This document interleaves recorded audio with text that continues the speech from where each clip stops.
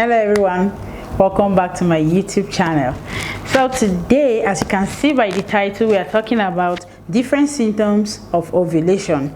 So how do you know you're ovulating? A lot of ladies are confused. They don't know whether they're ovulating. They say, I don't have any sign. And then when you start asking them questions, you discover that they have a lot of ovulation symptoms, ovulation signs. So today I'm going to be going over a few, because you cannot know all. You're not in everybody's body. People experience different things. Some people have symptoms that are not even close to what you think is ovulation, but at least these are the basic ones that anybody can feel. At least 90% of women can feel these ovulation symptoms. So the first thing you experience in your body as a woman when you're approaching your ovulation day is first of all, you will have to know your cycle.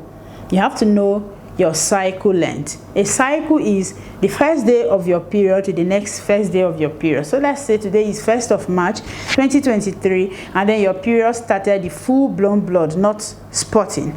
Then the full blood started on the 1st of March, that is your cycle day 1, and then the next period started on the 30th of March. That is the end of this cycle that started on the 1st. It ended on the 30th, which you saw a new blood, and then that is a new cycle starting on the 30th. So that is a cycle. That's why they call it a cycle.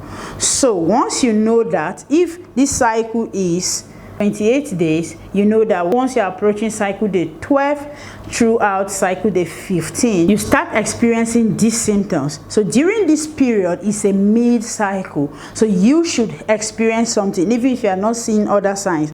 Number 2, you see fertile mucus. Your fertile mucus start changing. You know, women have different fertile mucus. There are some women who have watery mucus. There are some women who have like a cheese kind of thing. And then you see consistently, some people are dry. But when it starts changing, when the consistency starts changing to like something like pap, like corn flour, the food we give children in Nigeria, to a slippery kind of thing, like egg white, then that is another sign. Some people see this for like 5 days, some 6 days, some 3 days, some 2 days, some don't see at all. That's not to say you are not ovulating, but when you see it, it gives you a clear information that okay, I'm going to be ovulating soon. And then it gives you are more on advantage, because that slippery discharge is called fertile mucus. It is what the sperm feed on to wait for the egg to drop. So you have a better chance when you see that mucus. That's not to say if it doesn't come, you are not ovulating. Then number 3, we have breast soreness and tenderness. There are some people, when their ovulation is approaching, their breasts are tender to touch. Some people, their breasts are sore and they increase in size. It happens even when you're about to see your period, but it happens a lot during your ovulation.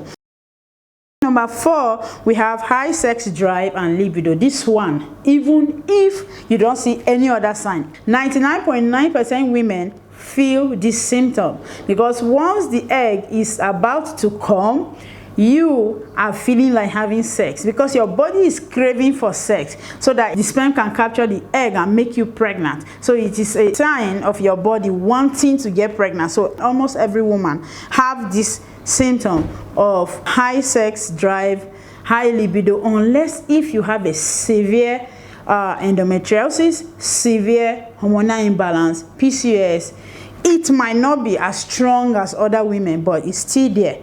It's still there. And then our point number 5, we have change in basal temperature. There are a lot of women that check their temperature during this time. You see that the temperature will change to high. Some people don't. Personally, I don't, because I don't wake up early most of the time, so I will forget and then I jump out of my bed. But some people are very, very in tune with their body, so they take note of that.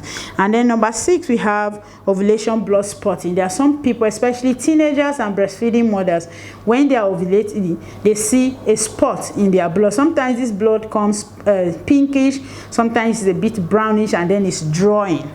It's not full blood, just spotting. It can come in a day, it can come in 2 days. We call it ovulation blood spotting. It's a symptom of ovulation as well.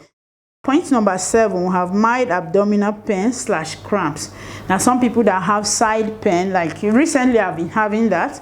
You have side pain where the egg wants to drop. Sometimes it wants to drop on your right ovary, sometimes on your left ovary. Some people have this pain. It's not so bad. When it's bad, it's a sign of ovarian cyst, or you have endometriosis, or you have fibroid, or you have PCOS. When this happens, the ovulation is coming, but then the pain that has always been there will intensify.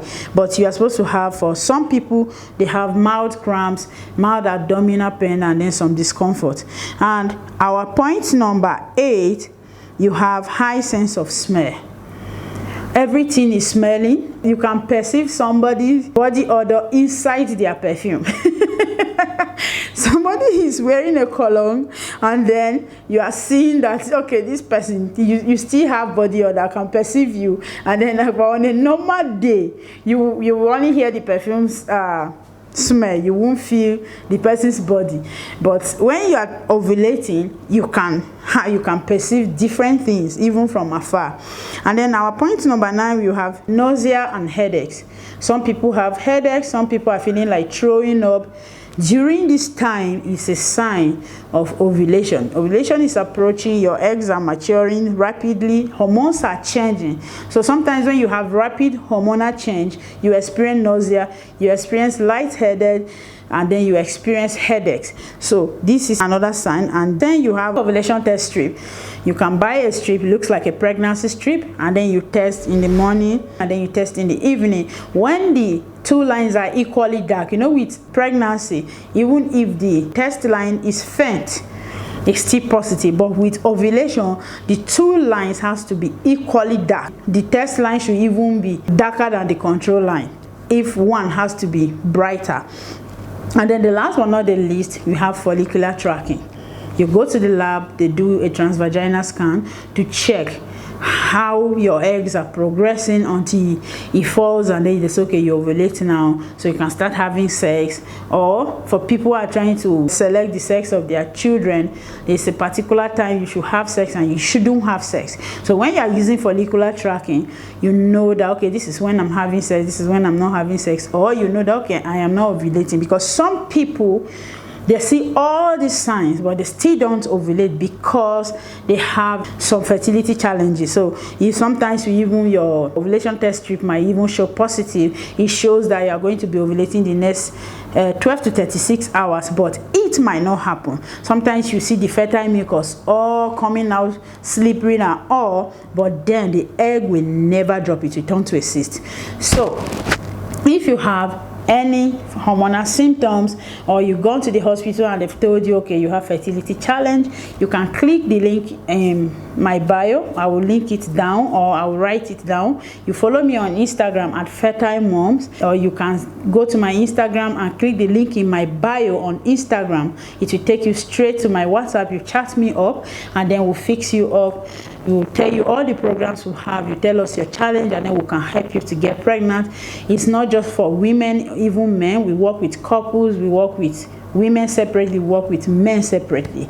So thank you all, and I will see you again in my next video. Bye.